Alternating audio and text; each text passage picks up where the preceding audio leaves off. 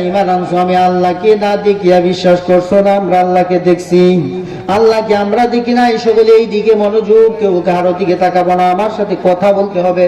আমরা কি আল্লাহকে দেখছি? আল্লাহ তাআলা বলতেছেন, তোমরা যারা আমি আল্লাহকে দেখো নাই, না দেখে আমার প্রতি কি করছো? ঈমান আনছো।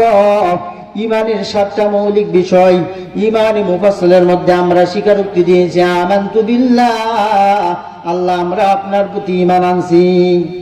ওয়া মালাইকাতিহি, ফেরেশতাগণের প্রতি ঈমান আনলাম। ফেরেশতাও তো আমরা কোনোদিন দেখি নাই, না দেখছি?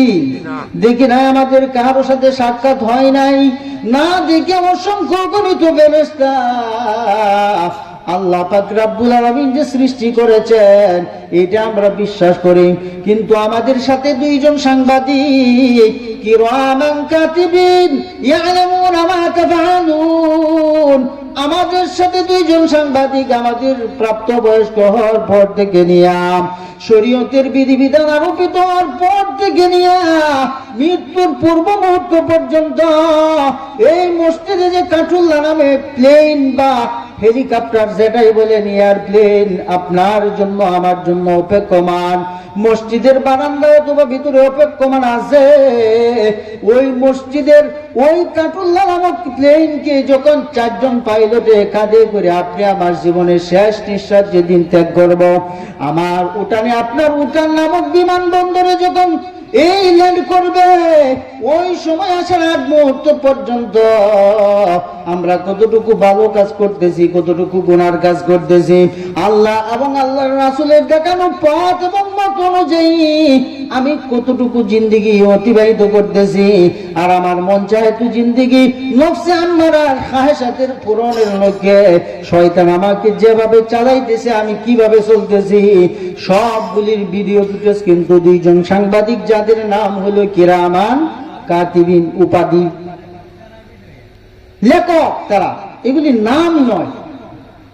যেমন সাংবাদিক কোন ব্যক্তির নাম, ওই ব্যক্তির আসল নাম তো আছে, তাকে বলা হয় সাংবাদিক। সে যে কোনো নিউজ খবর প্রচার করে।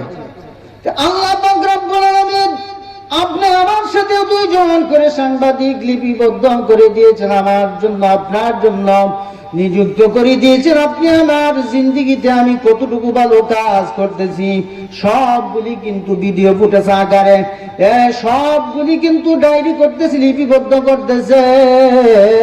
কাল কিয়ামতের ময়দানে যখন বান্দার আমলনামার হিসাব হবে, ওই সময় আপনি আব্দুর রহমান, আব্দুল খালেক, আব্দুর রাজ্জাক, আব্দুল মালেক, সলিমউদ্দিন, রহিমউদ্দিন, আমরা যে যে নামে এই পৃথিবীতে আমাদেরকে ডাকা হোক না কেন রে বাবা, আমাদের হাসরের ময়দানে কিন্তু আমার নামে যে আমলনামা এতে ধরিয়ে দেওয়া হবে, যে নাও তুমি তোমার আমলনামা হাতে লাও। আর বলবি কোরআন কিতাবাকাম কাফা বিনাফসিকা আল-ইয়াওমা আলাইকা হাসিবা, আজকে তুমি তোমার আমলনামা নিজে পড়ো, যে তুমি দুনিয়ার জিন্দেগিতে থাকাকালীন সময় কতটুকু বান্দার হক নষ্ট করেছ, আর কতটুকু বান্দার হক যথাযথভাবে তুমি পৌঁছিয়ে দিয়েছ, তুমি কতটুকু আল্লাহ তাআলার হক আদায় করেছ, আর তোমার দ্বারা কতটুকু আল্লাহর হক নষ্ট হয়েছে, এইগুলি এখানে লেখা আছে। তোমার দ্বারাই কতটুকু মা বাবার হক আদায় হয়েছে, সন্তান হিসেবে কতটুকু মা বাবার দায়িত্ব নিয়েছিলেন, সবগুলি ভিডিও আকারে, ফুটেজ আকারে ওই তোমার আমলনামায়, তোমার ডিকশনারি অভিধান, তোমার ডায়েরির মধ্যে লেখা আছে রে বান্দা। আজকে তোমার বিচার তুমি নিজেই করো।